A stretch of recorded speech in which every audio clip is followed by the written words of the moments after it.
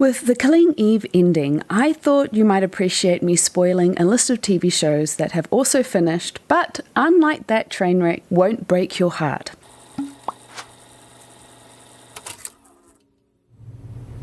My God, you're beautiful. I meant that professionally.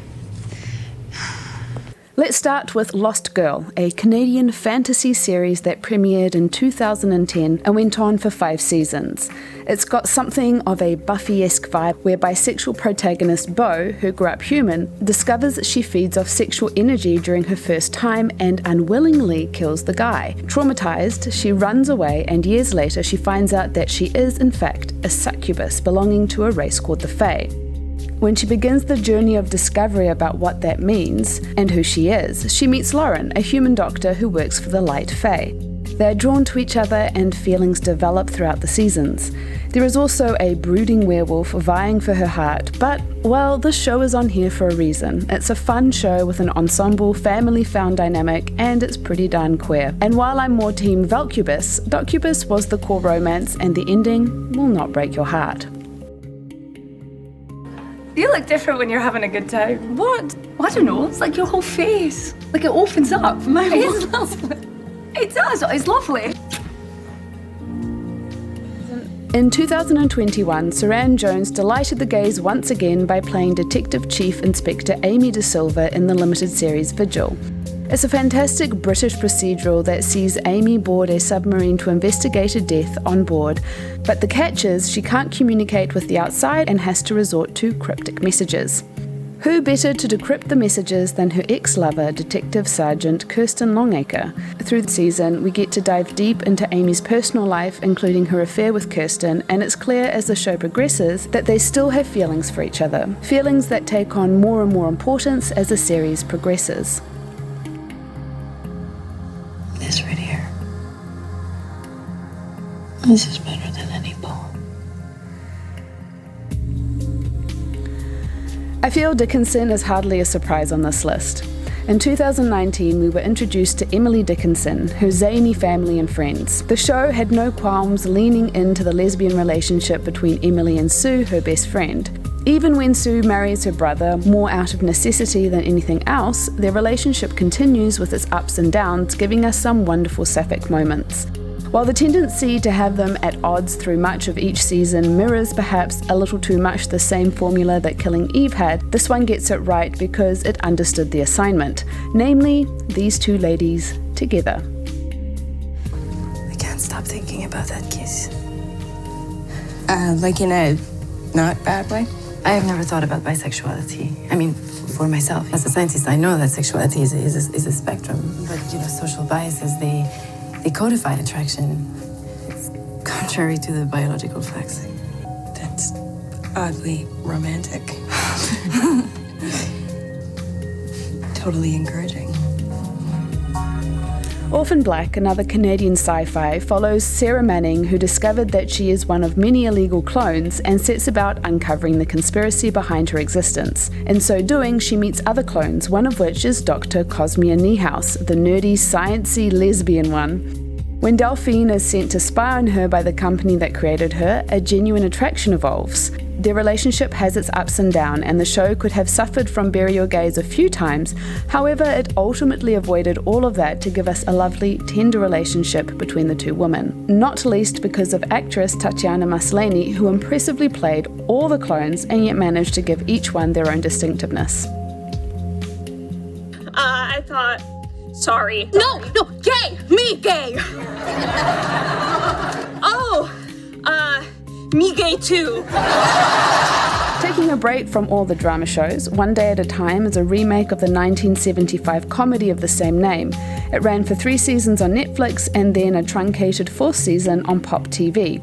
It follows the life of Cuban-American family where the daughter, Elena, is queer and she meets and falls for Sid, who goes by they-them. It's a sweet relationship that we get to see explored. On the scale of wokeness, this one is pretty darn woke, discussing a lot of topical issues around race, sexuality, and politics, while also retaining that comforting sitcom feel. It's a show that you know you can trust to treat its queer characters well, and I dare you not to be charmed by Elena and Sid's relationship. I don't want to be friends. I can't. When I think about what I want to do most in this world, it's you. What would be a list of shows that don't break your heart without including Winona Earp? It wouldn't be a list worth having, let's be real. Starting in the year 2016 that saw way too many gay ladies get killed, there was a lot of pressure for the show to buck the unfortunate trend, and the show was thankfully up to the task. The show did everything right when it came to this couple, avoiding the toxic tropes that have plagued the woman love woman fandom, poking fun at bury your gays, and instead giving us a delightful and deep relationship between Waverly Earp and Nicole Hort. This Canadian-American show, Canada sure is making a strong case for the lesbians on fantasy TV shows, ran for 4 seasons and, along the way, gave the gays many memorable moments. I think you're the most sexy and attractive person I've ever met in my entire life. You really think so? I think you're perfect.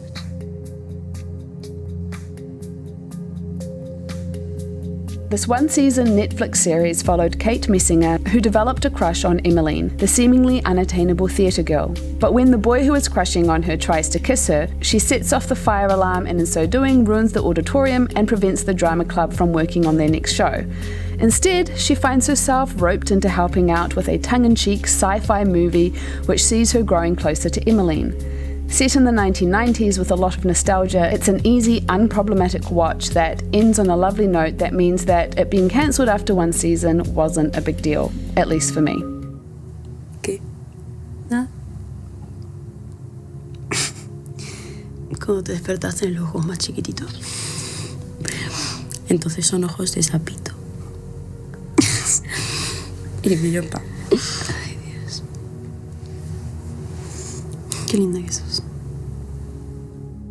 This web series, which released scenes in real time, did 4 seasons, with each one focusing on a different character within a friend group. Chris was the protagonist of season 2, where she meets and falls for Johanna, the new mysterious girl in school. While struggling to come to terms with the feelings she's having, she also discovers Johanna's secret, which may mean the end of their burgeoning feelings. It's a lovely storyline which, by the season end, is exactly where you would hope it would be. The relationship continues in the background of season 3 and 4, ending with them still together. Was that a spoiler? Well, I guess that's what you're here for anyway. Fingers crossed that Scam Germany can also join this list for Fatu and Kyomi when the show wraps up at the end of the next season. Adora, you should have stayed away. Why did you come back? We both know I don't matter. You matter to me.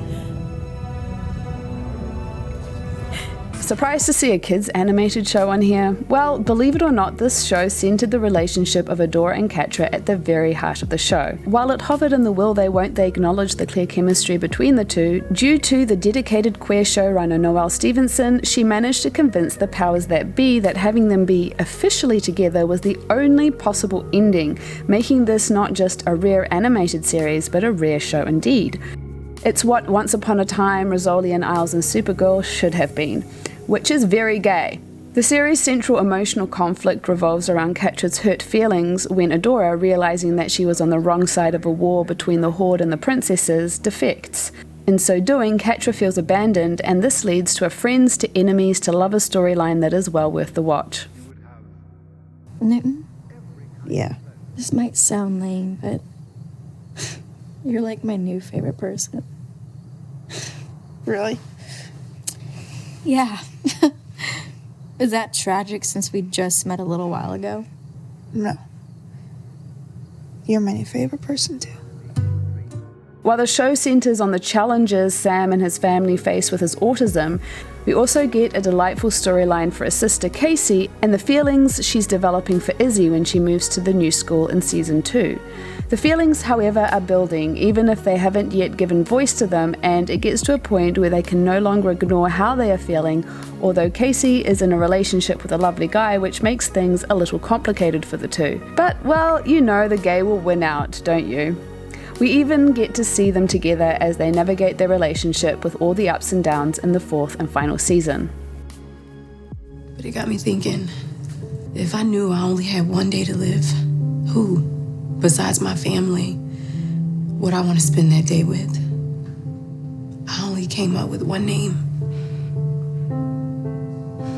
You. Another non-problematic couple is Grace and Anissa from Black Lightning. Anissa is from a family of superheroes, and while her lady love at the start of the show doesn't last, she meets Grace and there is an instant connection. But with everything going on, Anissa doesn't pursue it until they reconnect in season 2. Grace's character is then interwoven into the show in a way I really enjoyed to make her more than just a love interest or a side character. The two ladies have lovely chemistry and their relationship only grows with each season. This show also has the distinction of having the first black queer female superhero beating out Batwoman. Being a superhero show, you know it's going to be epic battles and a few fun twists and turns for those two. Overall, I was very happy with where these two ended up by the show's end in season 4. Nothing's certain except for whatever's happening right here.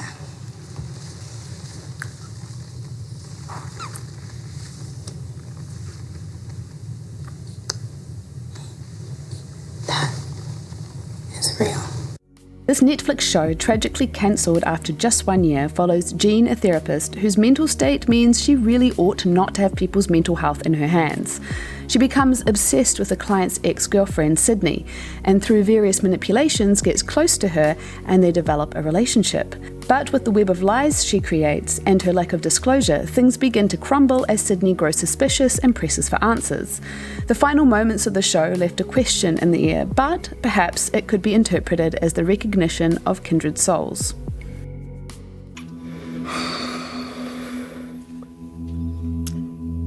This is my favorite part. Of tonight? Of everything.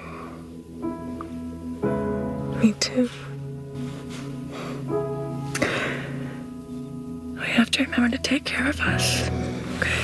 Then we have The Fosters, which follows 2 orphan children who are fostered by, well, a family called Foster. The parents of the house are 2 women in a loving relationship and have been for years. While the show is an ensemble one with the kids featuring at the core of the show, Steph and Lena's relationship shines through with its love and warmth, and they do get a relationship storyline or 2 throughout the show. Nothing too tempestuous, however, as they start and finish together and very much in love. So who's John? What? Says you called his name out in your sleep and was trying very hard not to be jealous. Yeah, we did sleep together, but it was like 3 weeks ago. 3 weeks? Yeah, well, 3 weeks before I had a girlfriend. Did you just call me your girlfriend? Maybe. I mean, why not? John's fun. Oh, please don't talk about John. Well, he is no Ava Sharp. While Legends of Tomorrow didn't get a proper send-off due to CW's cancellation of the show on a cliffhanger, the show was in a position by the end of season 7 where it rankles but not too much. Sarah Lance, who started out as a character on Arrow, ends up working as a legend along with a host of other superheroes. While the cast is cycled in and out for the first 3 seasons or so, the show then really hit its stride. Season 4 sees the introduction of Ava Sharp, a love interest for the bisexual Sarah. It lets things build for a bit, and then we get to see something pretty rare. We get to see them navigating a committed relationship as they jump through the timeline, deal with anachronisms, and get up to way too many shenanigans. The best part is seeing how they genuinely love each other and help each other heal from their trauma. Honestly, they are a delight. What about you and I? I love you, Santana. I love you more than I've ever loved anyone else in this world. All I know about you and I is that because of that, I think anything's possible. Let's get this one out of the way. I've mentioned it a good few times on other lists, so I won't spend too much time on it here, other than to say I don't know how this one slipped my mind previously, but love the show or hate it, you can't argue that Santana and Brittany got a happy, wedding-filled ending that felt fitting for the couple. The ship was brought into existence by fan support and show creatives that agreed that the fan base deserved not just gay, but sapphic rep too. So this couple didn't just stop at soft lady kisses, we got a whole-ass fairy tale happy ending. This TV show made it onto my TV Shows Everyone Should Watch series as one of the first shows to openly depict a lead sapphic teen, Spencer, as she explores her sexuality with her best friend Ashley. It's full of that soapy drama endemic of the genre, so Spencer and Ashley's relationship is a roller coaster of ups and downs, but by the end of its 3rd season, they're definitely together. There are also some webisodes floating around YouTube that check in on the characters of the show 5 years later, and Spashly are not only together, but let's say they're very committed to each other. It's funny, you were always the rebel, and now you're feeling close to your mom, and I was always the mama's girl, and now... Oh, now what? You're the rebel? No, I'm serious. I never did anything disobedient or different or what I wanted. But now that I know I'm like a total freak, maybe I'm free to be who I really am and to be honest about who I want to be with. A show whose ending is more ambiguous with regards to its happy ending is Runaways with Nico and Carolina. I don't want to say what makes it ambiguous because that would give away how the show ends, but I still think it counts. Do you agree? If you already know the ship, let me know in the comments. Based in the Marvel Cinematic Universe, the show follows 6 teens who had once been close but drifted apart after the death of Nico's sister, discover that their parents are in fact evil supervillains. That's got to do something to the sense of self. This discovery brings them together and sends them on a journey to figure out what is going on, as well as dealing with newfound super abilities. Carolina and Nico have some feelings brewing between them over the 1st season that they can barely acknowledge, giving a bit of a slow burn. But things become canon when Carolina acts on a desire to kiss Nico. Their relationship evolves, and while they do get separated at one point, at the end there is definitely a sense of hope for these two. Okay, I'm 31. I have no career, and my brain is begging me, hey loser, can you at least find a girlfriend? But that doesn't mean it has to be Ryan. Ryan Wilder is hot as hell, and you're amazing together. You're staring again? You know what? I have to go. I'll be right back. The pairing of Ryan and Sophie get a happy ending when the show Batwoman of the DC Comics universe got cancelled prematurely. Season 1 had Kate Kane as Batwoman, played by Ruby Rose, and that had a bit of tension going on with Sophie, who was her ex, but after Ruby Rose left the show, Javicia Leslie was brought on as Ryan Wilder to take over the role of Batwoman. Ryan, being a sapphic as well, let's just say that after claiming that she and Sophie weren't into each other, end up being very much into each other, and it's kind of cute how they end up basically fake dating at one point. Unfortunately, just as they got together for real, the show was axed, meaning we never got to explore anything further, but at least it ended with these 2 lovely ladies in a happy place together. I want you to be my wife, and everything that means. I know we can never have children. That is a great sadness. But everything else, to love, to cherish, to have and to hold, according to God's holy ordinance. Another show that ended before its time is Gentleman Jack. The show was based on the incredibly detailed diaries of real-life lesbian Anne Lister. She was also known as Gentleman Jack due to her mannish ways back in early 1800s Yorkshire. When she sets eyes on the wealthy Anne Walker, she pursues her, and Anne Walker is partial, despite the general sense of wariness that others of the neighbourhood had about Anne Lister, especially due to Anne Walker's delicate mental health. Anne Lister's deepest desire is to marry, in spite of that not being officially possible back in the day, and in Anne Walker she believes she's found the perfect wife. While there is a bit of a bump in the road with an ex in season 2, the show closes out with the 2 ladies still resolutely together against an entire world that wants to keep them apart. Honestly confused as to why the series got cancelled because it's so well done, but that's a whole different video. Suffice to say that the ladies ride off into the sunset together at the end. Listen, I know you probably want an explanation as to why I... Kissed me? The kiss, we kissed. It was nothing. Well, I'm not saying it was something, but it wasn't nothing. Why'd you do it? Maybe I was bored. I should be flattered. Oh, Dr. Lynn, get over yourself. Just forget it ever happened. This supernatural medical drama centres around the Hospital of Hope Zion, where Dr. Charlie Harris is in a coma after a car accident, but his spirit is able to roam around the hospital where he can not only see the living, but the spirits of those who are between worlds. At this hospital is Dr. Maggie Lynn, who, in Season 3, meets her new mentor, Sydney Katz, a sapphic lady who declares her feelings for Maggie by kissing her, which causes a bit of confusion for the heretofore straight Maggie. But things aren't smooth sailing because Sydney is actually engaged. It turns out it's because she feels obligated by her Orthodox culture, but at the last minute breaks the engagement off. There is some more drama over the next few seasons that get between the pair that include Sydney living in Israel with an unspecified girlfriend for a bit, but she returns because she can't stop thinking about Maggie. By the end of the show in Season 5, spoiler, they're jetting off to London to live together. It's like a piece of the sky. What does that say? Forever. That's beautiful. Except it wasn't. Beautiful? Forever. Well, maybe the feeling was. You're still wearing the necklace. Well, it does say forever. Well then. Don't ever take it off. I recently mentioned this show on my live stream where I celebrated hitting 10K. It's a fantasy series centered around a world where the human population has lost its sight in the wake of a catastrophe some 500 years prior. This has forced the world to adapt in innovative ways to survive. Sight is now something of a myth, seen as the embodiment of human hubris that caused widespread collapse of the natural world, and therefore any sighted people are seen as heretics and to be hunted like witches. But there is the rumour of 2 sighted children that the Queen of Payan sends her head witch hunter on a 20-year quest to find. One of the twins is Haniwa. When she is captured by the neighbouring, well, I guess you could say country, she meets Ren, and they have an immediate and powerful connection. But they appear to be star-crossed lovers, for both cannot leave their families and homes and end up fighting on opposite sides of a war. Their love, however, is strong and true, and ultimately, they come back together.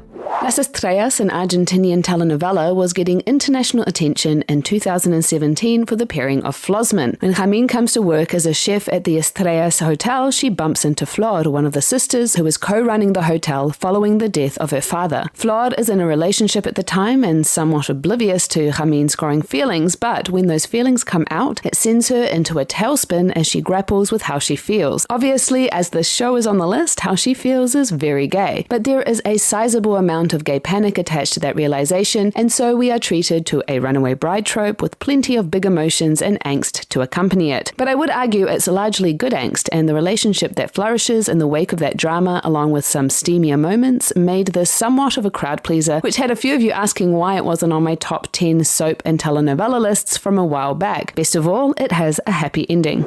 Another Spanish-speaking telenovela, this one set in the old times, that delivers a happy ending was Acacia 38 with the Maitino ship. Camino, daughter of the local restaurateur, has a passion for drawing. When she meets Maite, a bohemian artist recently come from Paris, she convinces her strict mother to allow her to take painting lessons. What she wasn't expecting was to fall for her teacher. Yes, indeed, this is a teacher-student age gap story that I know some of you will love. While Maite tries to resist the attraction, they ultimately give in to their passion, but it's not long before they are discovered. It leads to an annoying, compulsive heterosexuality storyline alongside other drama and, of course, an obligatory helping of angst. While for a moment it seems like all is lost, the two ladies ultimately make it out together and head for Paris. You can even catch up to what happens after they leave the show in the audio drama Maitino en Paris, which can be found on YouTube.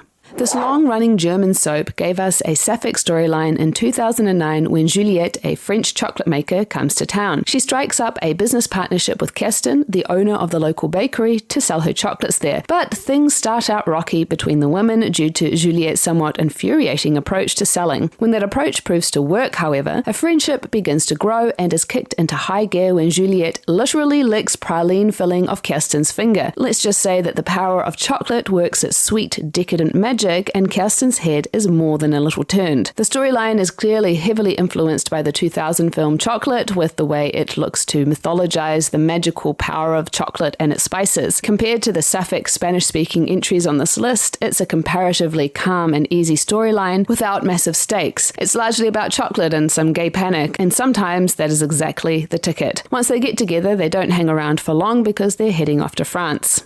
While the long-running German soap Verbotene Liebe had a few woman-love-woman storylines on its show, most famously with its ill-fated ship Mabeka, prior to that there was Carla. After a few failed relationships that ended in death and divorce, she meets Stella. After an initial bumpy start, Carla develops feelings for her, but Stella's head is turned with socialite Charlie, and it takes a bit longer to figure out that she returns those feelings too. It's not my favourite of the woman-love-woman soap storylines, not even my favourite for Carla. I do have a soft spot for Carla and Hannah, even if that ending featured a dead lesbian. But it ends with them jetting off together.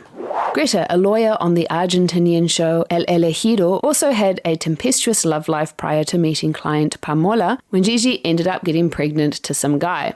Still caught up in those dynamics, when she meets Pamola, things evolve quickly, and I'm talking U-Haul quick, into the kind of stable relationship that she's been craving, and it sees them last until the end of the show. Again, not my fave woman-love-woman soap outing, but some of you have mentioned it in the comments before. These are by no means the only soaps or telenovelas with happy endings. I've mentioned the following in other videos before, so I'll talk about them only briefly here. When Marina, a renowned photographer, comes to Brazil, she is immediately smitten with housewife Clara. It's not one-sided, but with a sick husband and a child, things are complicated. Love, however, wins out. When Valentina and Juliana meet, despite coming from very different worlds, they connect immediately. Their feelings quickly grow into love, but their love is threatened by the backdrop of their family's issues that involve souls in wrong bodies, murder, and the mafia. School teachers Mercedes and Varvara's friendship grows into love and a clandestine affair that lasts years before it's found out. Being 1950s small-town Chile, the consequences are dire, but their love ultimately overcomes the odds. Set in 1940s Spain, Ana and Teresa spend years dancing around the truth of their intense friendship that sees them dealing with marriages, miscarriages, and more until they can't deny their feelings anymore. When Luisa meets Amelia, feelings start brewing, but being 1970s Spain, their relationship is illegal. Despite initial family pushback and some conversion therapy, they ultimately ride off into the sunset together. When Olivia gets Natalia's deceased husband's heart, a man who she had been pursuing, things between the women are rocky, but Natalia is determined to keep Olivia alive. As they deal with the grief of their loss, they discover in each other the love of each other's lives. Jade falls in love with Altea at first sight, but coming from a conservative Filipino family, their relationship cannot be tolerated, leading to suicide attempts, kidnapping, and forced marriage. Dramatic doesn't begin to cover it, but they do get a happy ending. Set in an apartment building in Mexico, neighbor Patricia moves in with Lucia when her marriage breaks down. Their friendship becomes more, but with Lucia mourning the death of her husband and a troubled teen, it's unclear if their relationship will last. Spoiler: it does. Big thanks to those who commented on my last vid and helped me create this list, and be sure to check out the description for links to playlists. Now, this 2010 Mexican soap Las Aparicio is not one I've actually seen. I tried a while back, but that first scene with the threesome just put me way off because I wasn't in the mood for a love triangle with a dude. I'd been drowning in those with the other telenovelas I'd been watching at the time, and I simply never came back to it. It's on my whopping big list of things to watch though, but I know a number of you love this couple and they do end up married and happy, so well worth making it onto this list. The show centers around 3 generations of women where they give birth only to girls and the men in their lives die suddenly, which is being investigated. Julia is the youngest and questioning her sexuality. The internet doesn't offer much info about the Juliana and Mariana relationship, although the fan vids show them having plenty of schmexy times, so no censorship it would seem, which given when it was made is pretty impressive. Also, the actress Liz Golardo, who played Julia, is in fact the mother to Mariana in Madre Solo e Dos, and the actress who played Mariana, Heredira Ibarra, played Danny in Sense8. It's always fun to see actors showing up in other queer shows, even if they themselves are not playing gay in it. So I mentioned Mercedes and Bárbara from the groundbreaking Chilean telenovela Perdona Nuestros Pecados in my previous video, and Flavia and Javiera in Demente is from the same creators. You'll recognize Fernanda Ramirez, who plays Augusta and gave off some serious sapphic vibes in Perdona, and in Demente plays the girlfriend to Javiera, a cop who becomes involved in the search for a kidnapped child. This brings Javiera into contact with Aunt Flavia, who was also in Perdona. Here she plays a woman struggling with a violent husband, but it has a happy ending. This show is, like Perdona Nuestros Pecados, full of intense high-stakes drama, so it's quite a ride and probably needs a trigger warning for domestic violence, among other things. However, if you love a good sapphic age gap storyline, this one hits the spot. Chile clearly has been on a roll recently because around the same time there was Edificio Corona, a telenovela which looks at how neighbours come together as they deal with COVID restrictions. I haven't seen it myself, but I've been told that there is a sweet love story between two young women who live in the same building. Maka has already figured out she likes women, and when she reveals this to her new friend Ruby, things start getting a bit tense between them. Despite declaring she's not into Ruby, that is clearly a lie, and Ruby is beginning to question her own feelings too. The tone of the show is much lighter than Demente, and therefore so is the sapphic storyline. Looks like a cute, feel-good jaunt. This next one is a Spanish soap that went on for 12 years with the long-running couple of Maka and Esther. Esther should have made it onto my video about the longest-running sapphic characters on TV, but I totally forgot. I did watch the start of their relationship many years ago and stopped around the time they were having marital problems, but I have it on the authority of some of you in the comments that they end up together by the time they leave the show. This is a medical soap which follows the lives of people working there. Esther is a nurse, if memory serves me correctly, and Maka is a doctor. They end up marrying, having a family, and, of course, much drama in between all of that. Unfortunately, I can't seem to find a decent playlist of their story, so if anyone knows where that can be found, please let me know in the comments. Now, I had heard of Servir y Proteger, but not for Hannah and Lydia, rather for Nacha and Teresa. I watched a few episodes and that couple just wasn't for me, and I'm guessing they don't end well since no one mentioned them in the comments. However, that doesn't seem to be the case for Hannah and Lydia, whose storyline just wrapped up this year.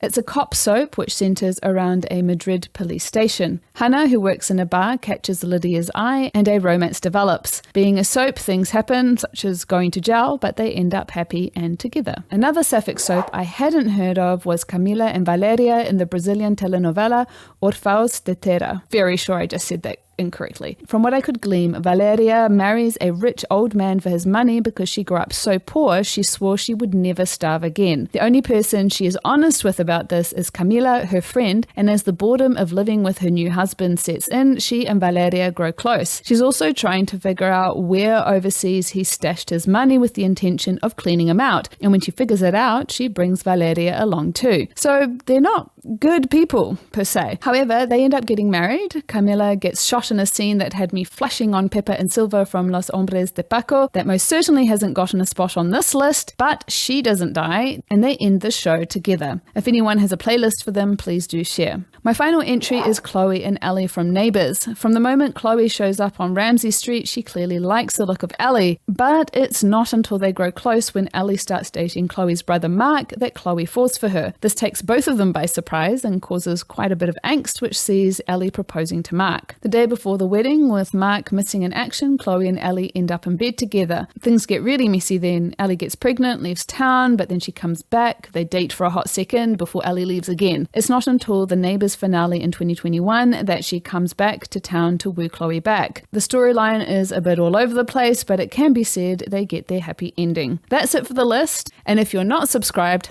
I think you should. Until next time, lady lovers.